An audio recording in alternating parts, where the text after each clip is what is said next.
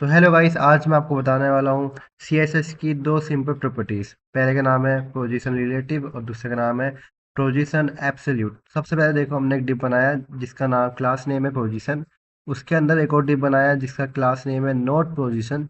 उसके अंदर दो डिप हैं, जिस एक का क्लास नेम है रिलेटिव और दूसरे का क्लास नेम है एब्सोल्यूट। तो आप देख सकते हैं हमने इनको क्या क्या प्रॉपर्टीज दी है।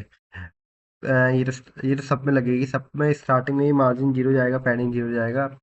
फिर जो हमारा जिसको हमने क्लास नेम पोजीशन दी थी, उसकी विड्थ पूरी है 100, हाइट भी 100 VH है। उसकी हमने पोजीशन दी है रिलेटिव और उसको बैकग्राउंड कलर दिया है ये।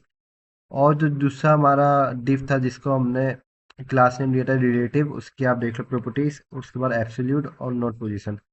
अब मैं अगर आपको बताऊं कि ये जो पोजीशन रिलेटिव और एब्सोल्यूट होता है, ये क्या होता है।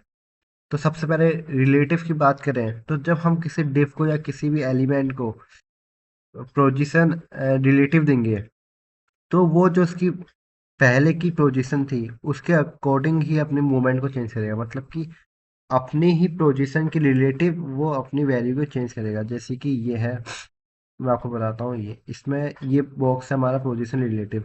अब देखो ये अभी यहाँ पर है। अब मैंने इसको दे दिया टॉप से 100 पिक्सल, मतलब कि ये अपने टॉप से 100 पिक्सल नीचे आ जाएगा। देखो आ गया। ठीक है, अब बताएं दूसरी प्रॉपर्टी के बारे में जो है पोजीशन एब्सोल्यूट। इसमें क्या होता है, जैसे ही हम किसी भी डिप को या किसी भी दूसरे एलिमेंट को उसकी पोजीशन एब्सोल्यूट देंगे, तो वो जो एलिमेंट है वो हवा में चले जाता है, ऊपर आ जाता है।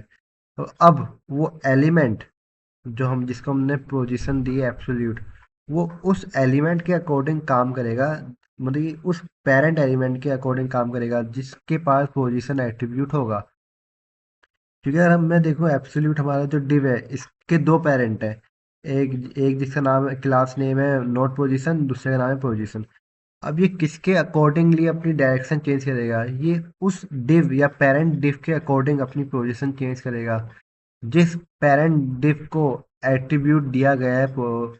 कोई सी पोजीशन दी हो, आप उसको रिलेटिव दो एब्सोल्यूट दो, लेकिन वो जो पेरेंट डिव है उस पे ये पोजीशन एट्रीब्यूट होना चाहिए।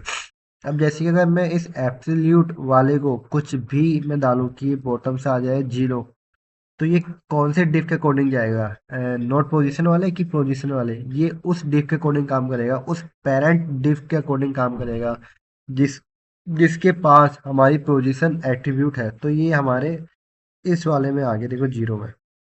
तो ये दो चीज़ होती है हमारी सीएसएस में।